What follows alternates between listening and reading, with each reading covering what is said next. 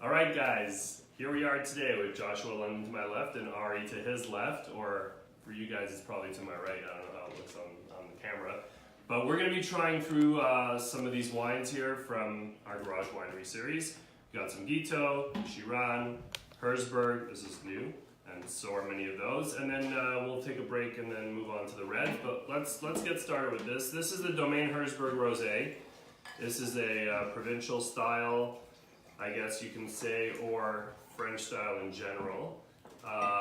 This wine, huh? Thank you for the pour. You're welcome. I hope that was a good pour. I'm definitely, look, we got the buckets here. We're not drinking, we're just tasting. So this is made with Malbec, Shiraz, and Cabernet Sauvignon. Max Herzberg has his estate winery in Moshav Citraya, and he makes fantastic wines. This is the first time we brought his rosé in. This is 2018 rosé, fresh rosé. More body. It looks like it has more body than a typical lighter rosé. But let's go ahead and give this a sniff and a swirl and a taste. And Look at this color. Great It's color. crazy, right? It's very dark. Yeah. It's like really like cherry, like massive cherry color.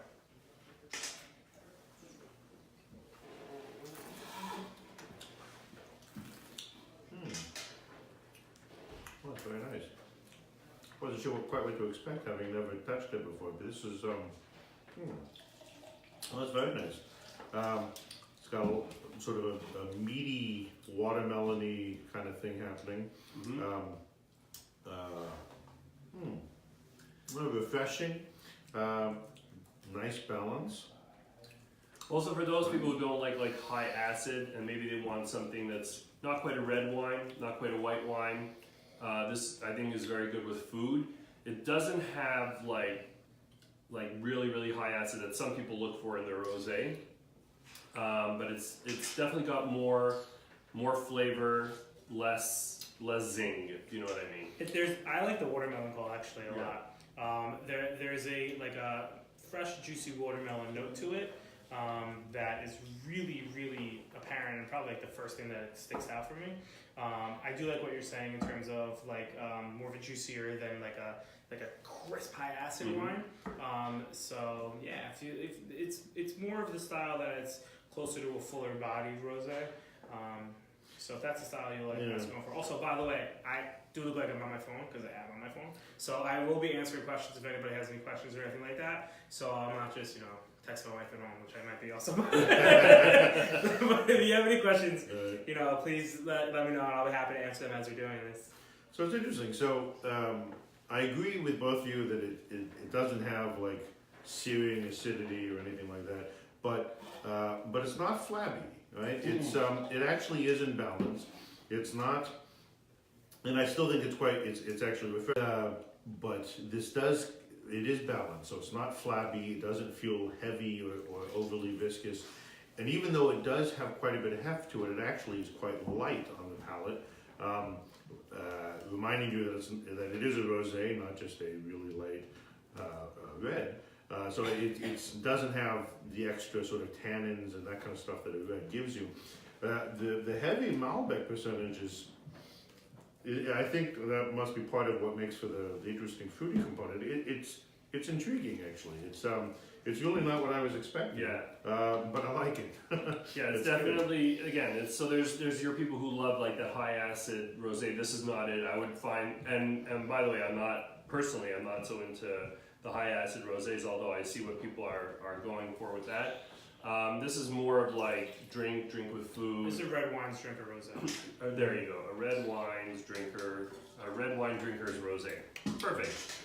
And we don't have that much. We have like under 200 bottles. This was like a one batch shot. You didn't produce that much. We got 16 cases. A whole bunch are gone already. So it is what it is. Okay, that's our rosé, and that's the only rosé that we have this year. Last year we imported the Shiran rosé. This year we took Herzberg. Rosé is kind of that thing that we don't like to sit on for a long time, so we bring in a small batch and we move it. So we deal with one at a time. This year was Herzberg's And turn. this is the special one. What's the price point on that? This one's it's about $23, $24, and and maybe we'll have it on sale at some point. Maybe it is on sale. So but again, it's we don't have that much of it. When it's gone, it's gone. We'll move along now to the white wines, and let's start with Shiran Chardonnay. Perfect. That's right where I wanted it to be. So this is the wine that we've had and that we have. This is the 2018. It's not released yet. We're sitting on it in the warehouse for a little bit, letting it settle in and waiting for its release. We do have a few bottles left of the 2017, and hopefully this will be ready for release soon. But we're going to go ahead and give it a try. This just got into the warehouse not long ago, and this is the newest release, 2018. So it's fresh. Not a lot of 2018 wines are out there yet, and this is the Chardonnay. So the color is also, by the way, LA Chardonnays are known to not taste like Chardonnay. So if you blind tasted this, you would not guess that it's a Chardonnay. Maybe this year it's a little bit different. I tasted a couple of vintages already, and I didn't taste this one yet, but we're about to. It doesn't smell like a Chardonnay. Chardonnay is the one grape that has, or one of the most unique grapes in the fact that Doesn't really smell like it smells like how it's made. Not necessarily where it's made, but how it's made. So you can have a Chardonnay like we're going to have later that's made in Israel also. Obviously there's microclimates within Israel, but in terms of the general Israeli climate and topography, it's made in Israel. That's going to smell completely different than this Chardonnay already. So why is that? Because the winemaker, I think, has a large role specifically in Chardonnay and how Chardonnay tastes it made. They could pick it really early. They could keep the fresh fruit. They could do only stainless steel. They don't have to put any oak on it. They can have no MLF, and it'll smell like this. Or they can malolactic fermentation. Correct. When you change the malic acid to lactic acid, it has more of a creamier, buttery flavor to it. This is probably made in a reductive style with probably no oxygen at all, totally stainless steel. So it keeps all of those fresh, fruity flavors, almost like it was like just picked. Like you can grab the grapes from the vineyard and smell it, like what it would smell like in the vineyard. You get a lot of that tropical fruit on the nose. It's really nice. The tropical fruit, I think, comes from a hot climate. Right. So the first time we tried this, we were like, "This is Sauvignon Blanc," and he's like, "Nope, Chardonnay." I could see how you would say Sauvignon Blanc. I could see how you would say that. A little meatier though, like but it has that kind of grassiness on the nose that it's sort of green and grassy on the nose. That my first instinct on the nose would be also Sauvignon, but that said, it follows through nicely on the palate. It's actually once you taste it, it is Chardonnay, although an unusual Chardonnay, but it's nice. It's how to describe it? It is green but fresh. It does actually kind of taste like it came right off the press, except it's alcoholic. But from beginning to end, it's coherent. It's well made. It's flavorful. It's tasty. It's not your typical Chardonnay, but I think it's really nice. I think for folks who generally find Chardonnay too heavy, too oaky, too buttery, whatever, this is not that. This is not that. This is not that. And he consistently wins awards for his, for Ali Shiran consistently wins awards for his white wines. He's doing some really cool stuff with it. And again, this is part of the treat of bringing these things in. It's like we get to find unusual stuff, like unique stuff, and offer it here in America. So it's really cool, and I'm really happy to have that. Because it was probably not aged at all in oak, and it's only stainless steel. I mean, it's got time, but this is probably like you want to drink it pretty fresh. It's 2018, so it's just been released. Let it settle for a bit, and then we'll release it here in the warehouse. All right. So for contrast, let's go ahead and try the Gito. Left? Yeah, Gito. I believe that's the Lavan. This is the Lavan 17. So that's 100% Chardonnay. The Gito Lavan is a 2017. And it's going to do heavy hand pours. And I want to make sure you. I know Devin's trying to get really happy. It's right. Just like I'm more like used to doing this. Like, no, to taste it, you get a little. No, but you may want to taste it 6 times. That's true. That's true. So the Gito Lavan is 2017. We had some 2016, got very limited production out of that. Only a few cases sold through it. We got the 2017. Again, not a lot. And a little story is, I don't know if I should publicize this, but as Malkia was moving one of the barrels of his Chardonnay, tipped over. So he lost a lot of Chardonnay juice. And we almost didn't get the Lavan this year, but I told him we needed it because it was like so popular. So we got some, but there's very little of the 2017 vintage. Just makes it more exclusive. Yeah, I don't know, we got 10 cases maybe, I don't know. Not a lot, but this is fantastic stuff. It is a really cool contrast because you could smell right away that. So it's not really the oak, but that it was it's aged. a creaminess. Yeah. Like almost like yogurty. Like you could smell it. There's a creaminess to the malolactic that comes from the oak that you wouldn't get in the Shiran Chardonnay because the fact that there was no oak, there was no malolactic fermentation aspect to it. So this is a really cool example of the Chardonnay that you can find while still being a cool climate because of the altitude. It's 900 meters up, so that's going to give it a cooling influence for sure. It still has the freshness to it. It doesn't taste old and tired and kind of like overripe. But there's definitely oak factors that play into the more full nose, full feel to it. Yeah, it's a cool contrast. Yeah, it's contrast, night and day. It's they're both really nice Chardonnays, very different style. So I was trying to remember what the last Gito Lavan was. What it tasted like? What it tasted like. I feel like this is More green. a little bit more green. Grassy, yeah. Maybe a little bit fuller on the palate, not quite as crisp, but and I don't mean that by way of as a criticism. It's just different style, and each vintage is going to be different. But it's got remarkable control. So it's a really nicely put together wine. It delivers on a couple different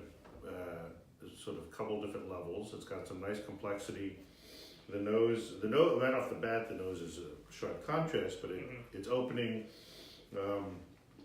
It's really delightful, actually. This is a very nice Chardonnay. It's very well done. Nice use of oak, nice use of. I think part of the reasons why I think the oak is not overbearing is also the style. He uses Austrian oak. So Austrian oak is probably the fourth most popular oak out there after French American Hungarian. But Austrian oak gives a much lighter toast and a much lighter fullness to wine. And I think what's important that I know we're talking about contrast. I know there's a lot to do, but I really want to say this very quickly. I don't think one is better than the other. Like there's different styles to Chardonnay. It's not like, butter is better or stainless steel is better. It's what you like better. And if you like a lighter, crisper Chardonnay, you're gonna like the Shiran better. If you like a heavier, fuller Chardonnay, you're gonna like the Gito better. Right. As long as they're both made well, one is not better than the other. It's just the style that you like. Yeah, and I really should have probably started from the inside out because we have some of the lighter wines on the inside. It's okay. Josh and I are professionals. We can handle it. So we'll work our way down.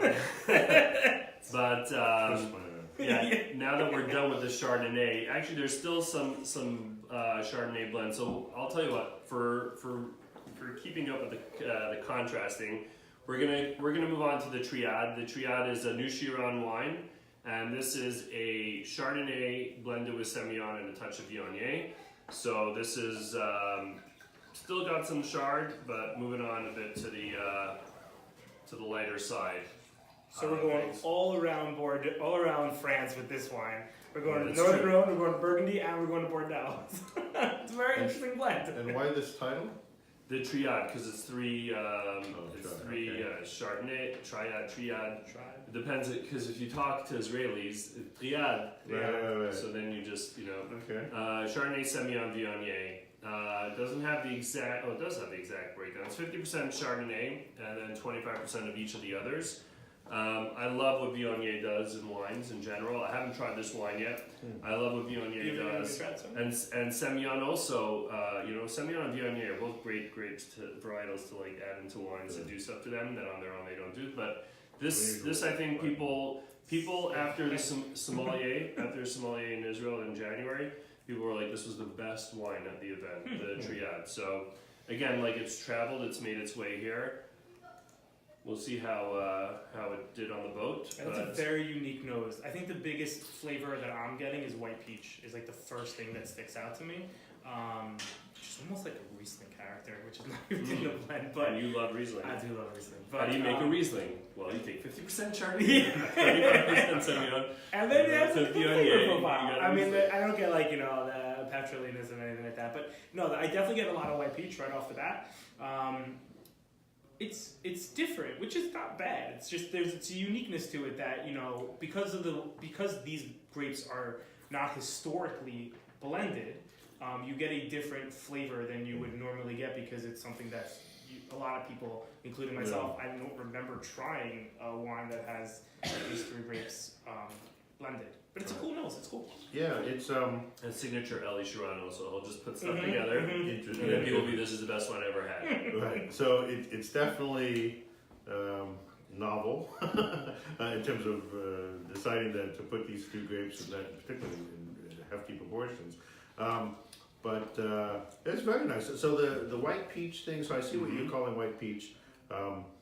I can't put my finger on it exactly, but I'll go with that. It's close enough. It's the pit of the white peach. Is that Yeah, what it it's is? it's kind of this underripe in a good way, underripe kind of character of stone fruit kind of thing. I guess peach. I would go stone fruit for sure, but stone fruit is just a cluster. You gotta. Yeah, I know. Right. So right, as I'm trying to, I would get yelled at if I roast. Right, I know. It's like it's awesome. They're good. Yeah. But so I can't put my finger on it just yet. But so I'll go with white peach. But really intriguing, really nice. It's it's just it's hard for me to describe exactly what I would drink this with. I mean, it's Sushi. yeah. I mean, right off the bat, sushi for sure would go. It would go well. It's not. I mean, it doesn't have like the Riesling. It doesn't go that direction, even though it has. Did you taste it yet? Yeah. Do you get a lot? I get a lot of Viognier in the mouth. Like the body is like kind Right. of oily and it's viscous. Right, in and It's out cool. basically. So it's coating, and there's enough on the palate to kind of to really work with.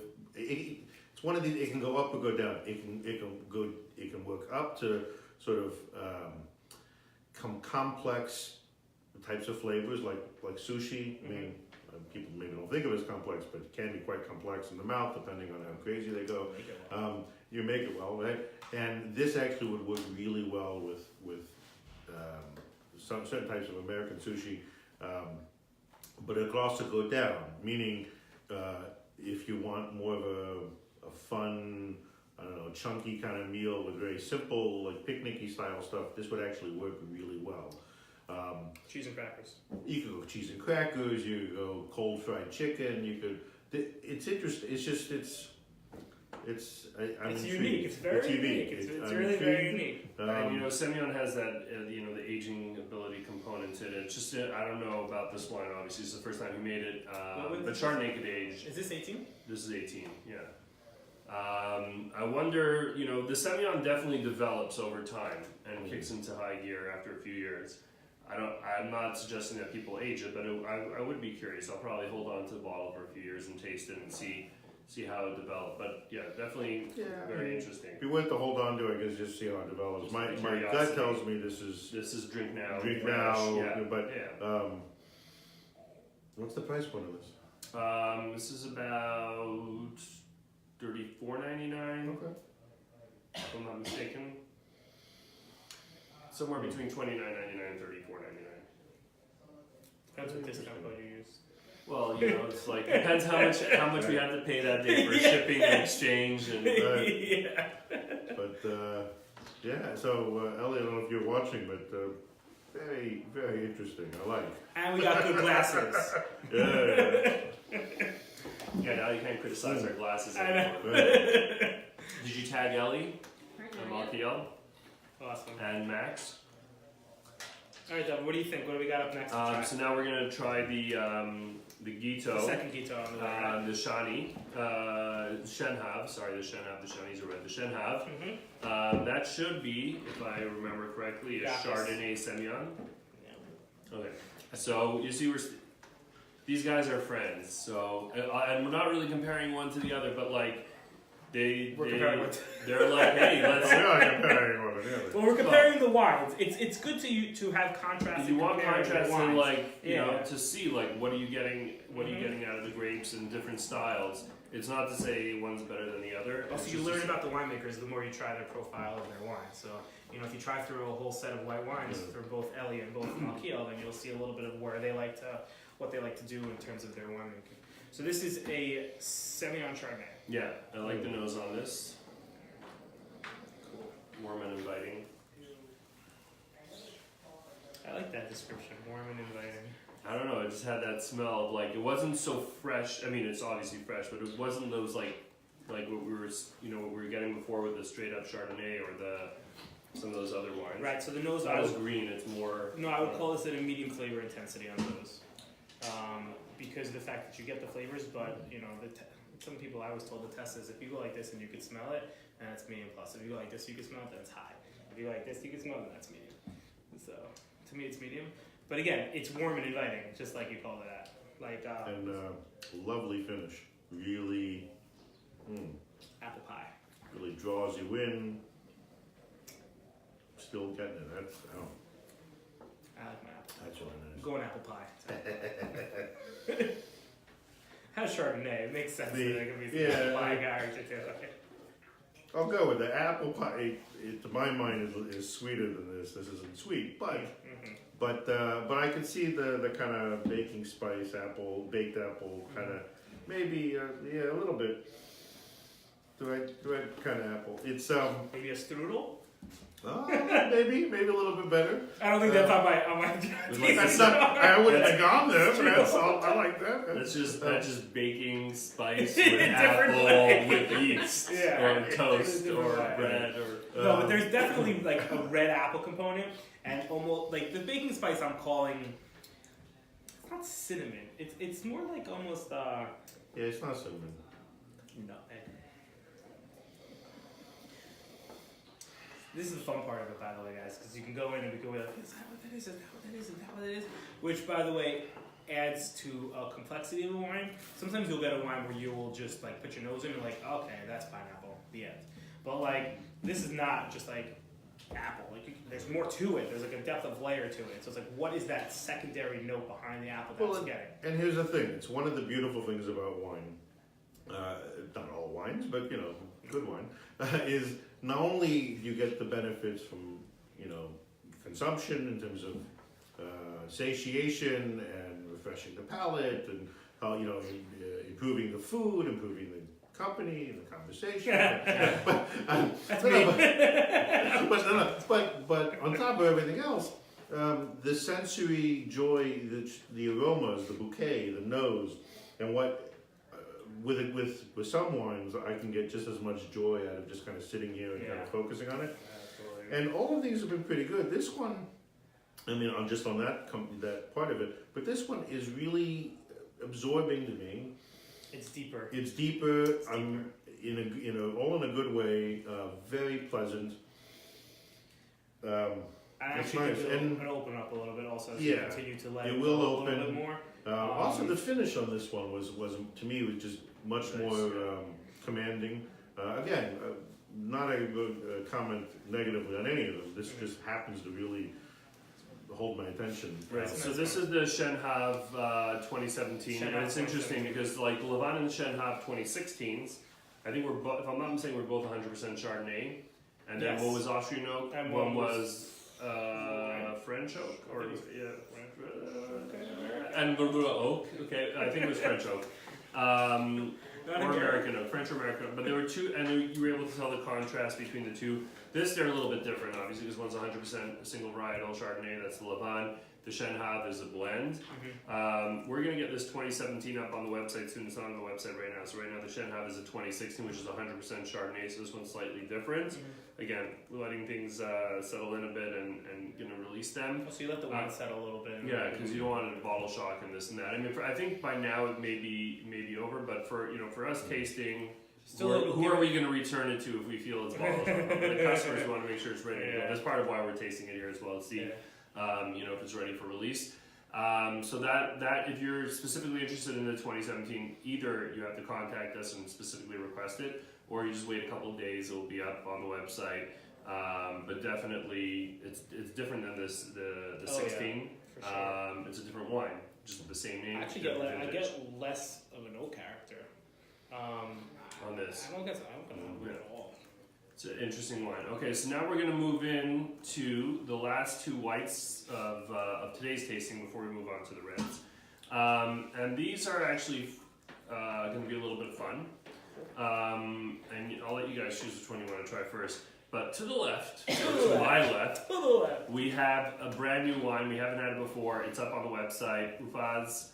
It is a Sauvignon Blanc Semillon, kind of a Bordeaux style. In a Burgundy bottle. In a Burgundy bottle. And, that Semillon is, the theme here.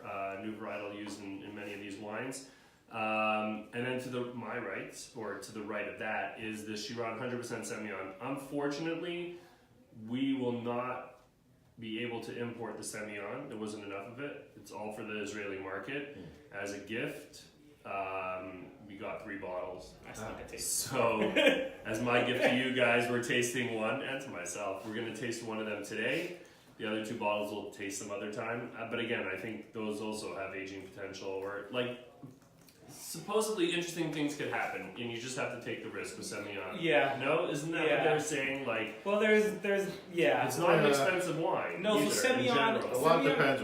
I mean, Semillon, it still has to be made for aging. Right. Okay. But Semillon has a history of age-worthy wines. I mean, Semillon is one of the dominant grapes in Sauternes. Sauternes is aged for 40 years, as evident by the 1987 that we currently have on the website right now. Right, and that you had one other time that you were here. Yes, we did. All right, so Semillon is an interesting grape in the fact that it's from the southwest of Bordeaux, and it's a grape that has some cool aging to it, but it really, like Josh said, it depends a lot on how it's made. You can have really fresh. Hunter Valley Semillon is ageable Semillon though. Right. So but even in South Africa, they're saying that some of the Semillon, I don't know if there's that many kosher, but people are saying even the cheaper ones, you just put them away, and what does it cost you? $8-10, and in 10 years you either hit or miss. So it just depends. Yeah. Right. It does depend. So let's see. So what do you guys want to start with? Let's start with the one that we have on the site. Yeah. Okay. The Gito. They're the one that people can buy. Yeah, the Uphaz. So one of the things I actually wanted to do with this was cut back 50% of our inventory. Of inventory.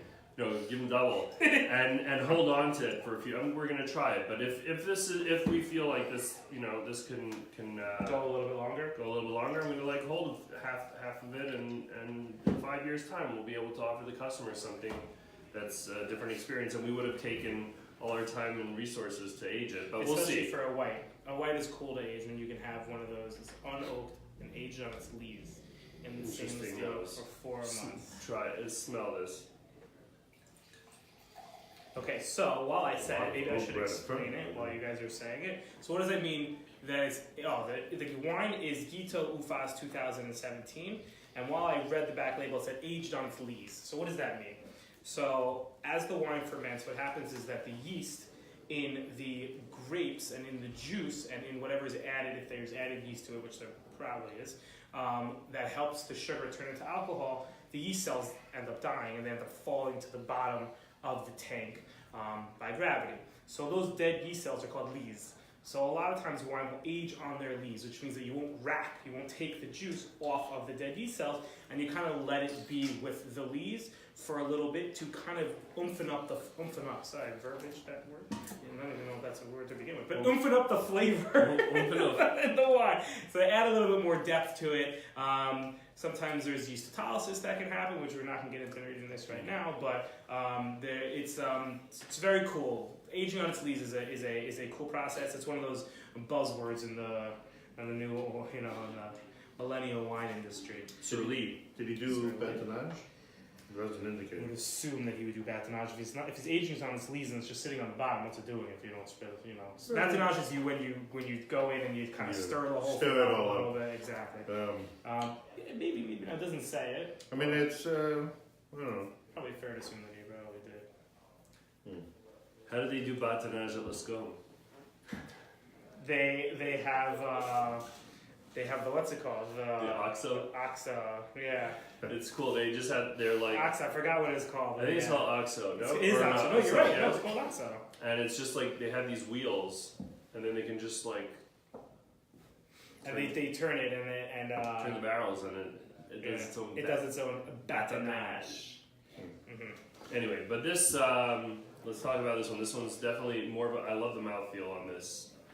It's interesting because it says unoaked, but actually the first impression I got was of freshly cut oak, which is not the same as an oak barrel, but which is weird, right? It speaks to the kind of fresh green but woody kind of characteristic. So it's not actually from oak because it's unoaked. I'm presuming that's partly the lees interaction. It makes for a bit of an intriguing nose. I kind of am interested to smell it next to the other one. Which one? Next to Semillon? Yeah. All right, so pour it into your other cup. That's right, you have the other, yeah. So the arms are very small. I can't reach all the way over there. We thought ahead about this because I was like, the odds are by the time we're finished, Ari's going to want to have 2 cups of wine. Ari's thinking train. But this one is 100% Semillon. Right. I stuck a sip in this Right. before. So Ari cheated, and he I tried did this cheat. before. So he tried it before any of us. But this is the Shiran Semillon. So if you're in Israel, you can hunt it down. It's not from Hunter Valley, but it is Not from Hunter Semillon. Valley. Maybe one day we'll have a Hunter Valley Semillon. Maybe. Right now we get to enjoy the Israeli Semillons that were made That from knows. these words. Yeah. Well, that Maybe Mark can send us some smells like Sauvignon. Semillon from Hunter Valley. Australia. Yeah. Yeah. It's too bad though that we're not going to get this. I don't want to make people jealous. So. You don't want to make people I'm just going to jealous? say I like it. I'll leave it at that. All right. So I haven't tasted it yet, but that nose, so that alone, bottle that, you got a winning perfume. So this one, some of the woodiness is kind of, maybe that was just the initial, some of the woodiness is petered out. For me, at the moment, it's doing much more on the palate than on the nose. But it's a very pleasant palate. I'm enjoying it. It's got a nice finish. It's crisp.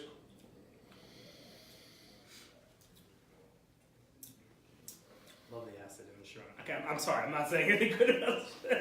Okay, we're not getting it. So I think that what you did here and what we had the opportunity to do is really cool.